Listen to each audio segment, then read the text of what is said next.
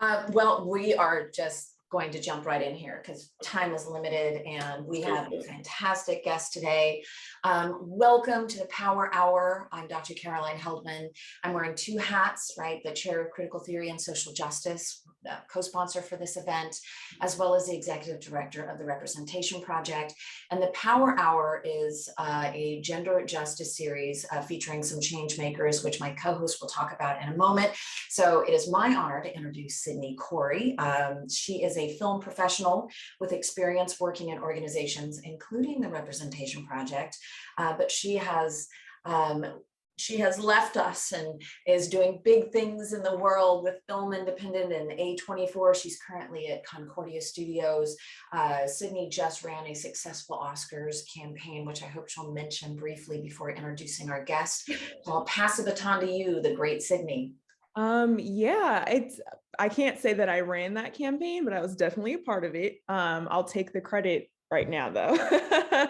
But yeah, in terms of that campaign, Summer of Soul has been nominated for an Oscar. That is a film that our documentary studio has created and we're really proud of. So check it out. And good morning, everyone. Caroline already touched on this, but the Power Hour is a monthly interview series that features extraordinary change makers. And the purpose of this series is to bring the wisdom of activists and thought leaders to inspire you to take action. And today we are joined by Ray Arata. Thank you so much for joining us. I'm going to jump into his bio so everyone can get a sense of who he is. Ray is the author of 2 books, Wake Up, Man Up, Step Up, Transforming Your Wake-Up Call to Emotional Health and Happiness, and Showing Up, How Men Can Become Effective Allies in the Workplace. As an expert in leadership, inclusion, allyship, and emotional literacy, professionals connect with Ray because he leads from his heart and practices what he teaches in his own businesses and personal life. Snaps, we love to hear that. He brings an extensive business background and more than 15,000 hours in leading men to develop emotional literacy. Through his keynote presentations, workshops, executive coaching, and management training, he applies the same heart-based principles that have helped him to lead a thriving business and fulfilling personal life. Ray has delivered engaging talks to audiences featuring corporate leadership from organizations such as Oxy Petroleum, Manulife, Kaiser Permanente, Visa, Intel, HP Enterprise, PwC, PG&E, and Chevron. So it's a lot. So thank you so much for joining us. Welcome. I'm just going to jump into our set of questions. So if you could tell us a little bit about your latest book, Show Up, How Men Can Become Effective Allies in the Workplace, that would be amazing. So what does it mean to be an ally in the workplace and how can men be effective in this way?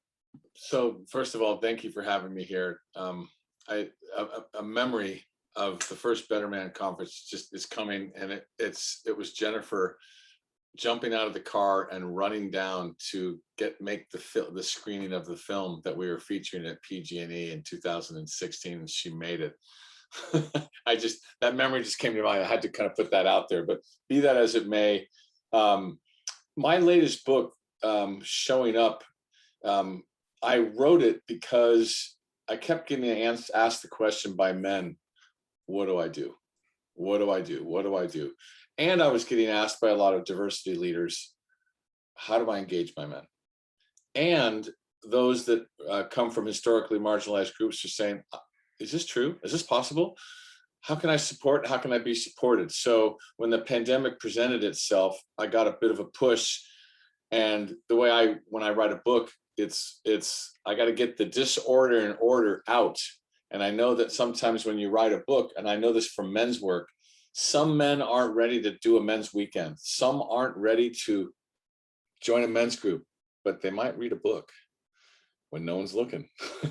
And so I decided to write the book, and the idea was to create a roadmap for everybody. And behind this, in one way of saying this is my work with men has all been about healing and having what I call a conscious partnership with the head and the heart, and And so if I have to go first, if I have to model vulnerability, that's what I sought to do in the book, to make it possible for them to do the same thing. Because if we're going to see the change, gender equity, gender equality, racial justice, we all need to come back to the human beings that we are, and we all have a beating one of these. So that's why I wrote the book. And I guess I couldn't, with Wake Up, Man Up, Step Up, there was one more up, showing up. So my friend and former partner, Chris Bell, I credit her with giving me that title. And as soon as she said it, it stuck. So with respect to being an ally in the workplace and how can men be effective in this, you all sent me the questions earlier, and the simplest answer, what does it mean to be an ally in the workplace? It's to be a conscious, heart-centered human being, to be interested in, this is what I say to men a lot of times, but this applies to anybody who wants to be an ally to anyone, is how do you want to be experienced by other people? Do you want to be ignorant and closed-minded and unaware of your language and your behavior and how it's landing? Or if you're a leader and microaggressions are occurring to other people? So presumably the answer is no. So that if you want to be an ally, what does that mean? That means to be supportive. That means to decenter yourself and to center the voices of others. It means to call in as opposed to call out behavior that isn't constructive.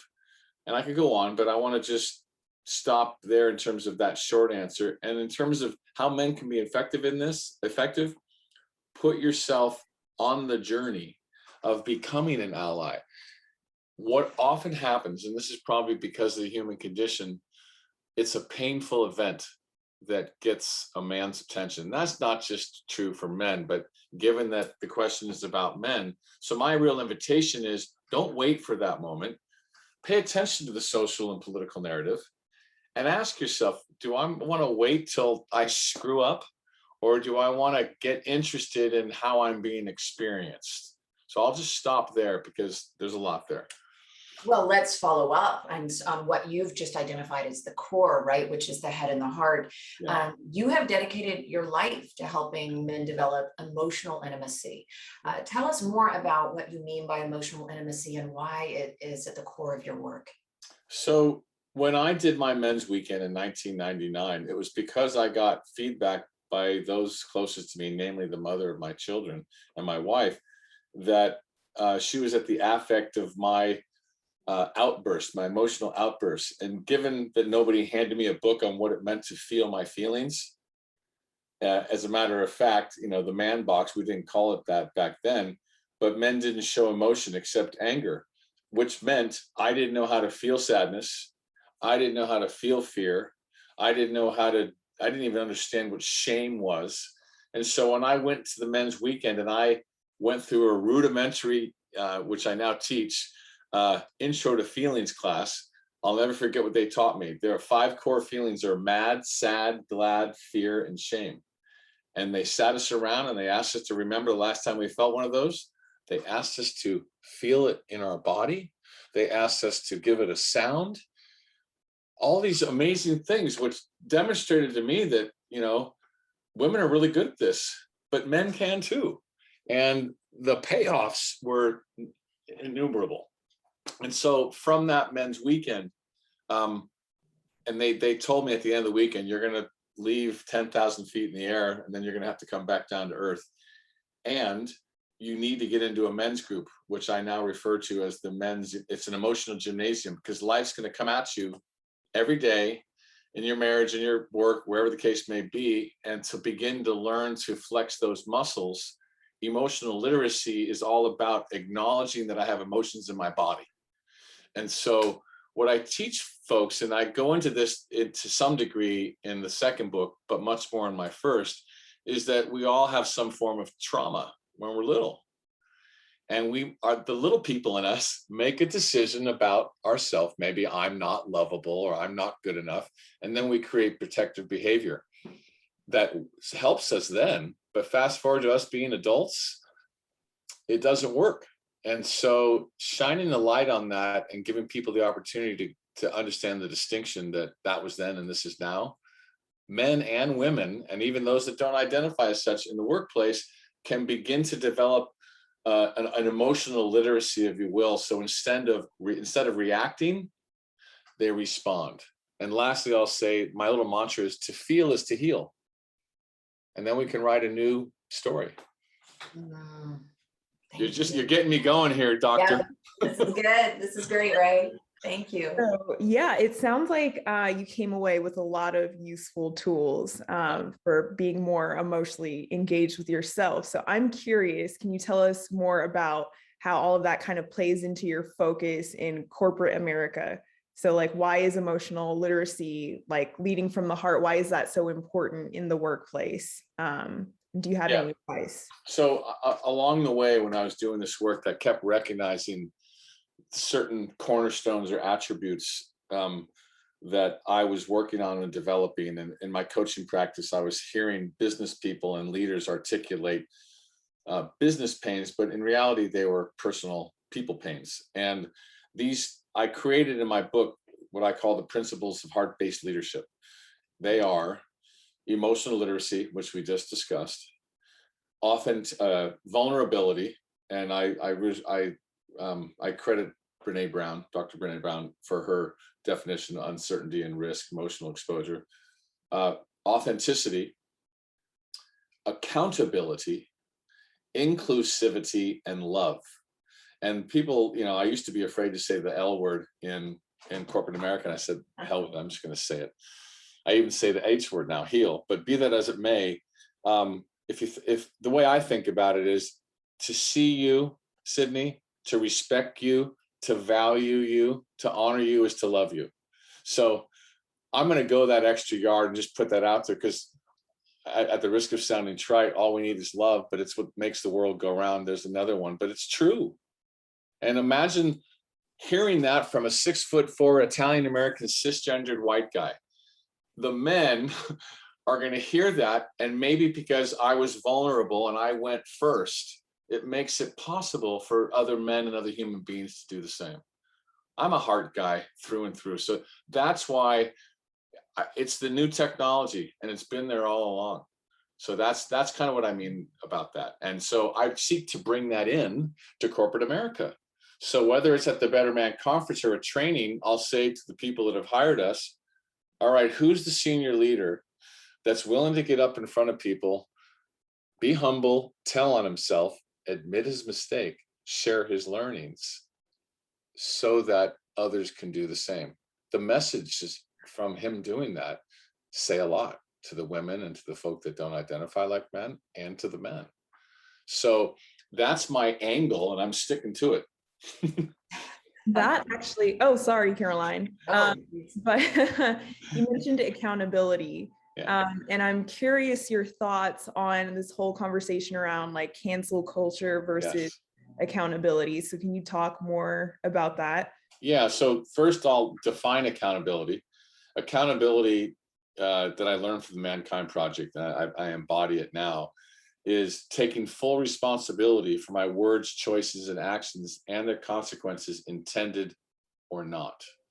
So that's the frame of which I use. And there's a whole bunch of other stuff in accountability that what people are often unconscious about, like, for example, if you and I had a meeting at 6 o'clock and I showed up at 6:30, the message that sends to you is that I made something else more important, which sends the message to you that you're less important. What most people don't realize when they step into making something else more important, they do it covertly, unconsciously. Carl Jung refers to our shadow beliefs about ourselves that often drive our behavior. So accountability is huge, huge, huge in the context of this work in the cancel culture. And so when I go into organizations, and I've written about this in my book, there's 5 states of men that currently reside in orgs. There's the men that feel threatened by DEI initiatives because it threatens their job, underlying the word "their." That's their unexamined privilege out there for everyone to see. There's a group that don't feel included as part of DEI initiatives. They're the ones that articulate, hey, there's an ERG for BIPOC folk and LGBTQIA+, et cetera, but what about us? Then there's the huge, huge group, those that are afraid to say or do the wrong thing. So cancel culture to me, is an unfortunate reaction to a lot of wrongdoings. And right now, the pendulum is swung way wide. And so what's hard, and I don't have the silver bullet answer to men other than wake up, put yourself on the path of become an ally's journey, and use our ally's journey framework to clean things up when you mess up. So the cancel culture exists there, but for people like me, I have to be willing to be canceled. If I'm not going to walk around on tiptoes, right? So the reason why I say that is, if I start talking about my white male fragility in the context of me stepping into my white male ability, my privilege and my accountability, I might trigger a bunch of white guys. As a matter of fact, I got I wrote a blog and I got some anticipated backlash, but inherent in there, I knew that I might upset some folk, but therein once again lies my white privilege. If the worst thing that's going to happen to me is I'm going to get some verbal backlash, it's not like I identify as a Black person where my life might be threatened. So I'm really trying to speak to white men who have a host of privileges to be a little more courageous in using their position, platform, and power to affect the change that's going to make everyone feel more included. Ray, do you have some examples of that sort of the privilege, some positive examples where men have used their privilege in order to shift their workplace or their lives? Yeah, I mean, in terms of there's one particular instance comes to mind. I was leading a training for a large telecom, and one of their men was talking to me. He identifies as a white cisgendered man, and he was talking to me about how he didn't get a job in his mind because he was white. And he asked me, Ray, this is kind of messed up. What do I do? And I'm like, first of all, I had to practice what I preach. I'm sorry that how this landed on you, but here's the bigger question. Going forward, you have a whole bunch of things that others don't, right? You can walk into a room, you're part of the boys club, etc. You've talked to me that you have kids. The question I want to invite you to look at is, how do you want to be experienced? You want to create a legacy? You want to put your path and start being part of the 1% club of being a inclusive white leader that is modeling, centering others? Can you let go of the ego here for just a little bit?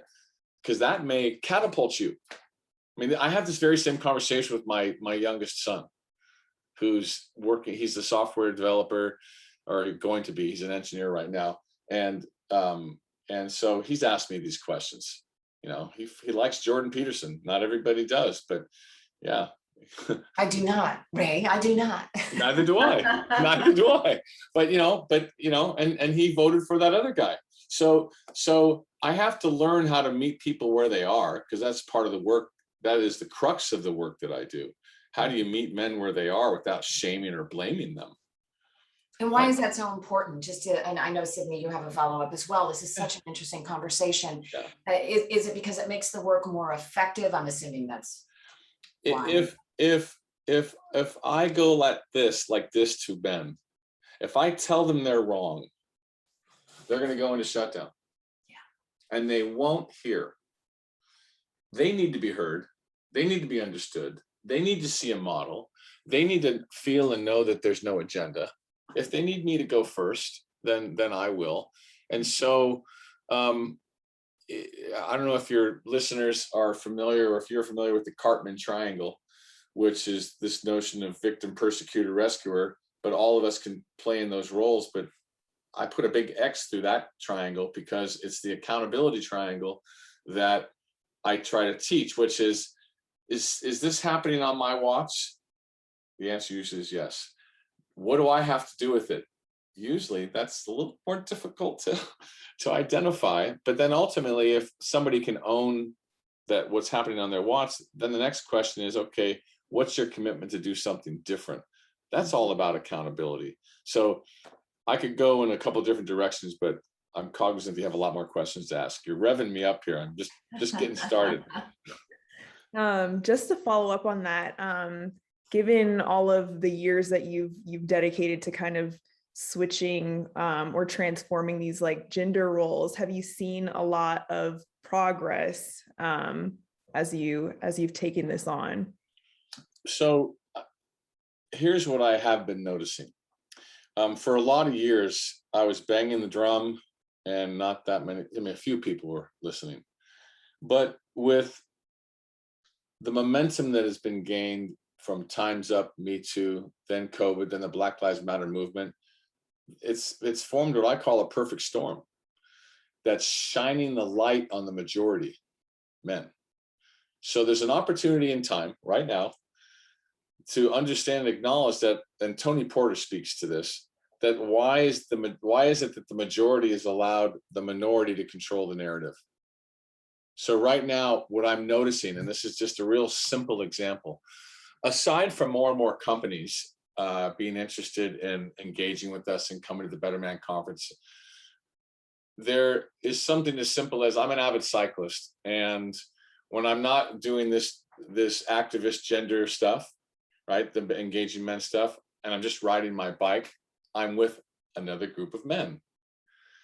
Maybe one or two of them has done the men's weekend, but these are 35 to 60-year-old men, predominantly white. And I hear things. I hear things when I'm riding. I hear them behind me. So I'll give you an example. One of the local electricians he put together a cycling kit, with advertisements and such. And the socks had mud flap girls on them, like the trucks, like the woman's posture. It's be that as it may. One of the women who rode with us, a gay woman, I remember hearing her say to one of the guys she said, "John, you have a daughter.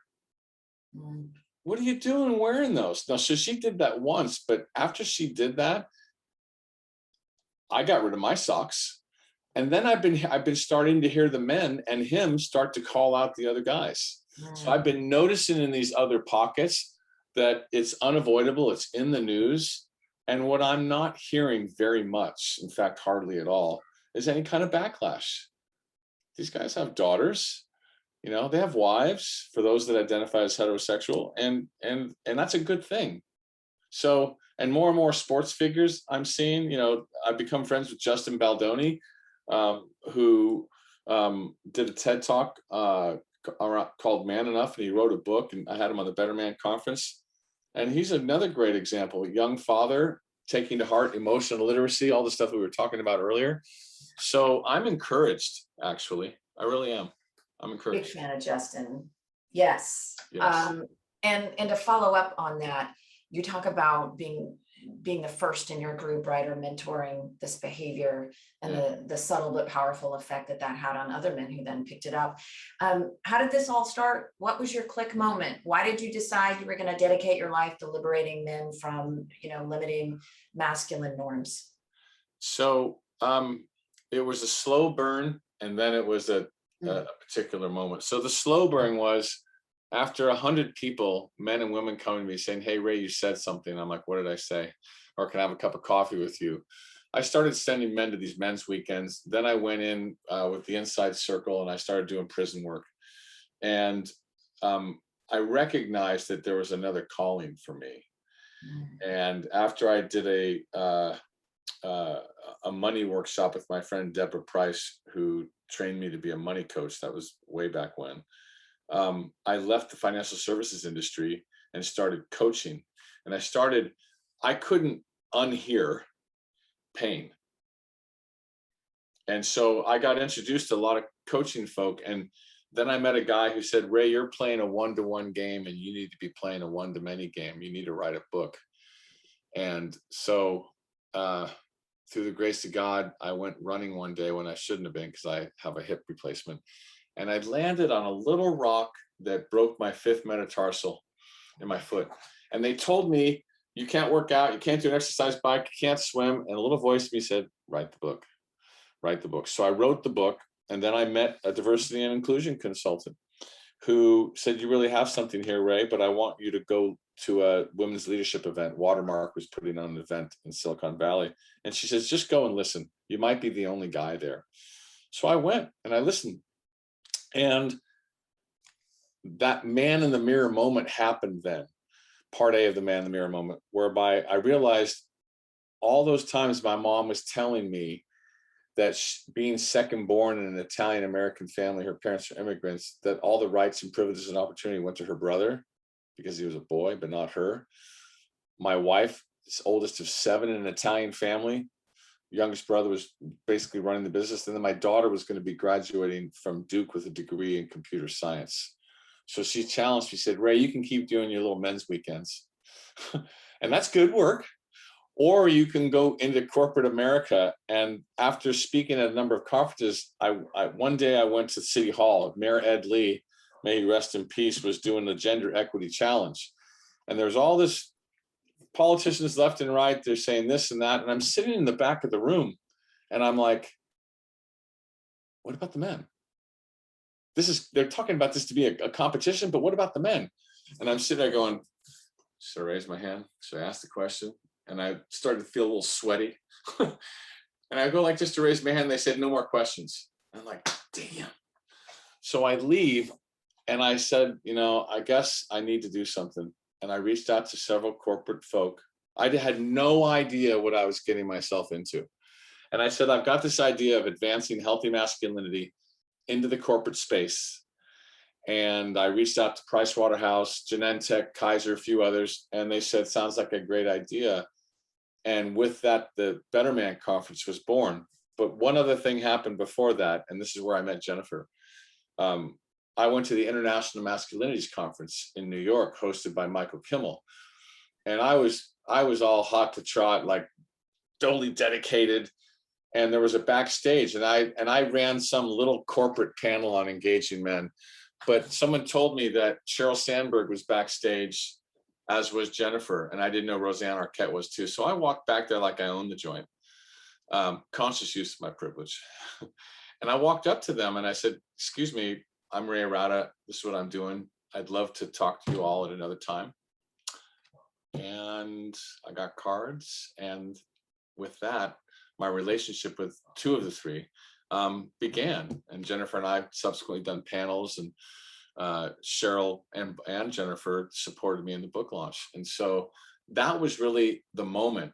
If you would have told me then, Ray, you're going to be 7 or 8 years into this, you're going to be recognized by the UN Women, he for she, and all this other kind of stuff, I would have said, or that I'm all those companies you read that I've worked with. There were so many times I was like, anyway, so that was the click moment, if you will. There was a series of them. Mm-hmm. That's amazing. What's one thing that you wish you knew before all of those amazing accomplishments when you were a boy learning about masculinity? I thought about that question, and the answer that comes is that I was okay and I was lovable just the way I was, and that I didn't need to hide that. I was the big, tall, sensitive jock amongst guys. I went to an all-guys Jesuit high school, and I got chastised a lot. I wanted to join theater, but I was afraid of the backlash. So if somebody would have said, just be that caring, compassionate, heart-centered little boy, and you're lovable just the way you are, that's what I would have loved to have heard. Because that's my wound, that I had this belief for a long time that I'm not lovable. And when we come to recognize that those beliefs we make up about ourselves when we're young simply aren't true, and we flip it, then that means I am love. So I be love, I do what love does, I get love, and so does everybody else. So that was huge for me, actually. Thank you, Ray. We're going to jump into questions. This has been fire away. Fantastic conversation so far. So an attendee is asking, what tenets or pillars of professionalism do you think uphold sexism and should be done away with? What pillars or tenets? Maybe in the workplace. I think that's the context. Uphold sexism. One that comes to mind is silence. Jimmy Carter said, silence is violence. It's this notion of not saying anything and allowing it to happen. lack of accountability, embedded patriarchy that is allowed to continue. There's a going along, and that comes back to silence and not saying anything. Worry. That worrying about what other people think. That's a huge one. Worrying about what other people think if you stick to your moral compass and don't tolerate. Yeah, that's what just comes to mind. Yeah, all norms of professionalism, right? Yeah. What we elevate as being professional behavior, but end up, yeah. Thank you for that analysis. Yeah. Next question from the audience. What are some ways men can leverage their privilege in the virtual work world? So in the virtual work world, there's a presumption that they're doing this from home. So if they are partnered, one of the things I look at is I've got this office here at home, and my wife had an office until my son moved back. And so she's been talking about a space that she needs to do her work. So being mindful that it's not just about us. As a man, for a long time, we normally don't feel the pain of exclusion, and until someone points it out to us. And so by seeking to understand what other people's experiences are like, and acknowledging and understanding and making accommodations, because we've had to do this for my team on Zoom. We've changed meeting times. We've because it's hard to see signals in terms of listening and talking, we've instituted things like, let's everybody put ourselves on mute, and if you want to say something, do the hand raise. There's a lot of different things that we're still learning to do. I don't know if that answers the question, but it's just, this was coming to mind. Yeah, and I'm thinking, like, when the family interruptions come, it's really nice that we're normalizing that in a lot of spaces. And I'm a big champion of, like, the newscasters who are doing something from home and a little one wanders up. Did you see that? I saw that the other day on Channel 2. He didn't even miss a beat. It was the weather guy, and it's just the cat was there. He pet it and he kept going. Oh, it was a cat. It was a cat. I have a sleeping cat. I'm hoping she's not going to interrupt us. Just speaking of, that's what my cat will do. I'll hear a little meow, let me in, and then she'll climb up on the desk and start putting her paws on my keyboard. So I just grab her and hold her. And it's more it's humanizing in a way that Right. breaking down some of the gender barriers in a way that just couldn't happen in a formal workplace. Another question, Ray, do you have any tips for apologizing in the workplace when you become aware of the harm you've done? How do you hold yourself accountable without asking women or other marginalized people to make you feel better or feel more comfortable? Great question, and it's an opportunity for me to share the Allies Journey framework that will answer that question. So there are 4 steps to our Allies Journey that I use personally, that I'm going to offer all of you personally, that also drives our conference and our teachings and our trainings, and it's in my book. So in order to answer that question, I'll indulge all of you to wait to the 3rd step. So the first step is acknowledge our stuff, our bias, our privilege, our emotions, and this thing called the man box that drives behaviors and language. By shining light on all of this, it helps us make different choices. So that first step is contextualized as awareness. The second step is listen with empathy and compassion. This allows us to get interested in the lived experiences of others. And inherent in listening, we have to listen to ourselves. Like, am I feeling sad or afraid around somebody else's experience? What does that make me want to do? That helps me build empathy muscles. And now for the 3rd step, taking responsibility for impact of my bias and unexamined privilege, and when necessary, cleaning it up. This opens up the door to explore intention versus impact. So for example, I'm looking at the question here.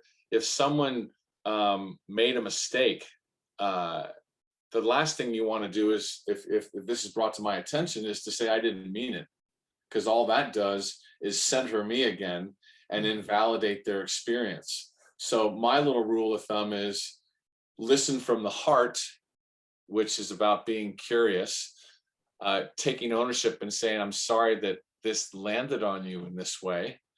And then going one step further and saying, I'm going to work on this with people that look like me to reduce the frequency within which I do. So the fourth step is committing to new practices and behaviors. And even though I've been doing this for a long time, it seems without fail, about 3 or 4 days before one of my Better Man conferences, I screw up and I end up telling a story on stage. And, you know, and my Dharma is my wife. I've had some real goofs, you know, and I say to the men and everybody else, don't wait and be afraid that you might make a mistake. Everyone makes mistakes. Humans make mistakes. Healthy shame is, you know, is part of the journey of being an ally. Just remember that it's more important what you do as a result when this is brought to your attention that defines you. Own it, apologize, clean it up, and resolve to do better and move on. So hopefully that answers that person's question, because it takes a little bit of work, but it's definitely doable. And I've taught this a lot. And to follow up quickly, tell us, it's a little break in our questions here. Yeah. Tell us where we can find your books, and tell us about the Better Man conference if people would like to attend that. Sure. So if everyone goes to showingupbook.com, there's a little goodie there, meaning that if you end up buying the book, we've arranged for you to get a bonus virtual ticket to one of our Better Man conferences. We're doing 2 this year, which are going to be live and virtual. New York will be June 2nd. You can go to bettermanconference.com to sign up for our newsletter. And we're going to be doing like a monthly showing up series, which is free. And we let the community know, here's a blog every now and then. Here's some information. Here's what you may want to know. And, you know, when we do some little co-marketing down the road, I'm sure we'll let your folks know how to get involved in the Better Man Conference. But the Better Man Conference is a great place to send teams of men, send mixed groups. It's open to everybody. And so the Better Man Conference is just one of many ways. The book, the conference, and if people who are listening want to talk to me further about doing something inside the org, they can send me an email at ray@bettermanconference.com. Thank you, Ray. No problem. Going back to our questions from the audience, someone has asked, how would you suggest broaching these conversations on toxic masculinity with male family members, as well as bringing the conversation to workplaces where there are a lot of male identifying individuals? So the first thing I would say about that question is that discernment is very important. You have to know, is this person open, right? And I would go so far as to say family can be a little bit more inflamed and work can be a little bit more risky. So there's 2 very different tactics, you know. So for the personal, for family members, that's a tough one because of family of origin and sibling and all the other nuances that make it difficult. But if you can set up rules of engagement saying, listen, are you open to me sharing how I'm at the impact of what you're doing? That's a question. Are you open just to say back to me what you heard? Are you open to understand that I'm not trying to make you wrong, but that this is hard for me, and I just want to share with you what's going on, because what I really want more than anything else is connection. I want to be connected with you, and I want to figure a way for you and I to better understand each other. If you get yes, yes, yes, and yes, you're on your way. If you get no's, one has to protect themselves. And I have some family members where I've had to do that, and I don't do it anymore because I'll win. And even then, even when I say that, it's not about winning. I have to learn to maybe step back. Now in the workplace, the strategy is different in that I would encourage them to ask themselves, is there one person that I trust, that I feel safe with? And to start there, pulling out the big hammer and going at men per se, they're not going to hear. So the only way we're going to hear is just remember those 4 steps of the ally's journey. Sharing your lived experience is what's going to get their attention. And if you do that without shame or blame, like this has been my experience, either with you or in our workplace, it'll get men to think. Allow them their opportunity to react. Remember, it's not about you, it's about them if they react. And that would be my very long-winded, not easy to answer. No, that's great. It's complicated. And you're so right that you can't use the same rules in the same places and with the same people.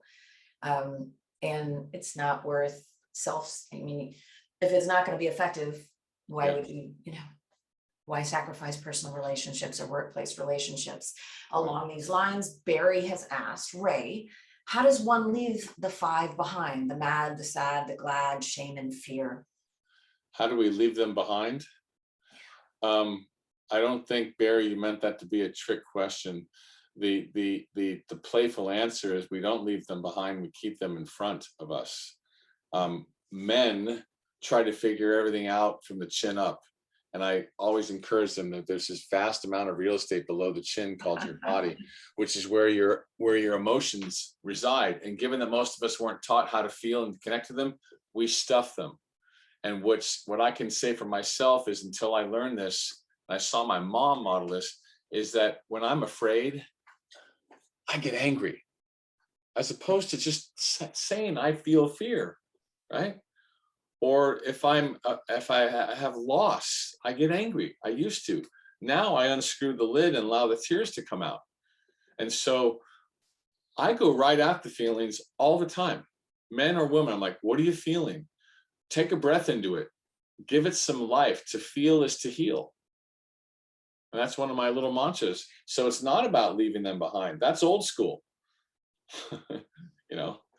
Hope you hear that, Barry. But that's what I'm about. And that's what I've been teaching men for 22 years. Thank you. We have a question from Hugo. He says, what elements of masculinity do you think are out there that men and maybe women don't recognize as masculinity, either negative or positive? What elements of masculinity? Mm-hmm. Well, what I want to say here is, it may not be a direct answer, but when I started doing my men's work, in one respect, it was a journey to my inner feminine on my way to becoming a whole human. So women and men have traditionally categorized masculine and feminine attributes, right? So collaboration, being emotional, feeling emotions, being vulnerable, those things are very important, and they change the way people experience us.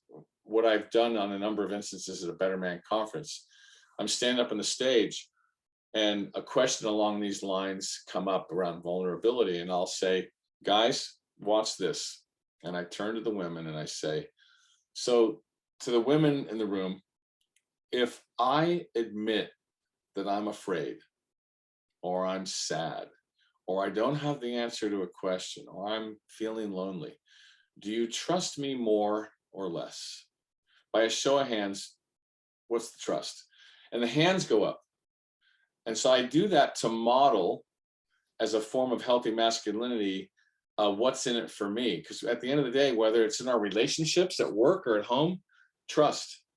We want to be connected, aside from the macho BS, even guys want to be connected. We may show it a little bit differently, but I can tell you in a number of settings, I hug the men in my life all the time. I tell them I love them all the time. And I'm watching that change too. Now, mind you, I'm in a bit of a bubble, but I'm watching it expand in front of my very eyes, right? So everything I just said, while I've practiced with respect to men, it's also true to everybody else.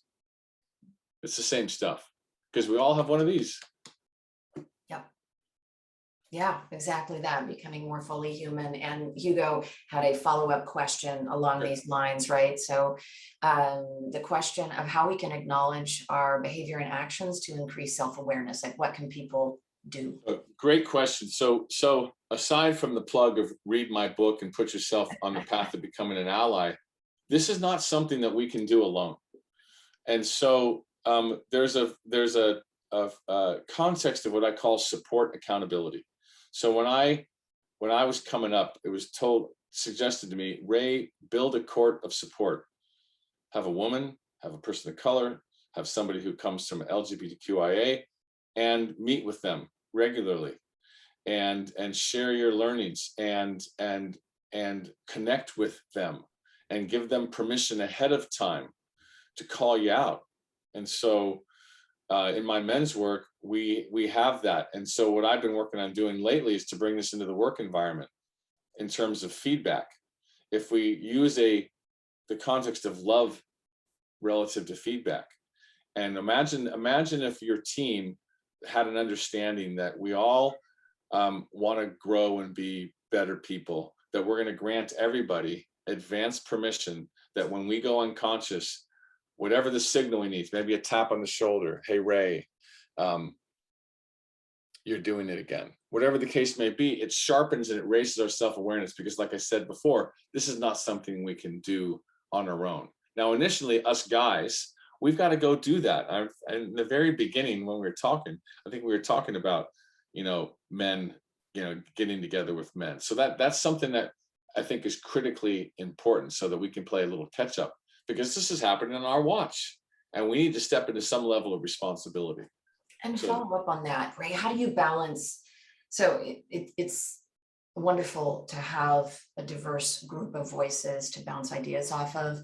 And I can hear the critique of, but what about not requiring people who are already marginalized or are facing, not adding to their work burden to educate you? And I think of that as like a white person, right? I'm very cautious about not having people of color adding to their burden or expecting them to educate me, except, so it's complicated. How do you balance that?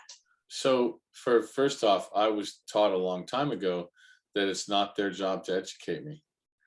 And I'm like, okay, now what? Well, I'm past the now what. So it's doing work with other men that look like me. It's reading books. It's watching videos. I've been watching the master class, asking good questions. And then when it comes time, or I've spent the time to go back to my brothers and sisters who don't look like me and say, hey, are you open to giving me some feedback based on what I'm learning? When they see me step into action and do that, it's a whole different conversation. Yeah. Because they're already overburdened. Right. So that's not their job. And I don't want to add to that. Yeah. Thank you. That's Yeah. great. Thank you. Another question from an anonymous attendee. What are your suggestions for must-read books? I think I have two in mind that you might mention, or must-listen to podcasts. I'm going to let Dr. Caroline answer. Did you want to answer that one, Caroline, that must-read books or must-listen to? Well, any books by Ray Arata in this for healthy masculinity, Justin Baldoni, Jackson Katz, Robert Jensen. There are so many great books in this space. The podcasts, you have a podcast. Justin Baldoni's got a series of podcasts. There's a lot of really great intersectional work being done. The Ever Forward Club and Ashanti Branch. Yeah, what I can suggest for the pure masculinity play, non-corporate, I wrote my Wake Up Man Up Step Up book for men who are amidst a wake-up call. There's even a chapter at the end of the book called Note to Women on if they want to give the book to a man, how to do it, how not to do it. But outside of that, if they go to bettermanconference.com, there is a list of resources far beyond what you and I just mentioned. There's a lot of resources there. I'm looking at this question from Bryant. Have I been threatened doing this work? No, I haven't. But the answer that I want to give is in owning my white male privilege, my tall guy privilege, I come from a place of bring it on. Because if I can go into a maximum security prison with shot callers, none of whom look like me, and I can be in that space, in my heart space with them, I trust that I will know how to, if I've been encountered, if I've been threatened, know how to deal with it.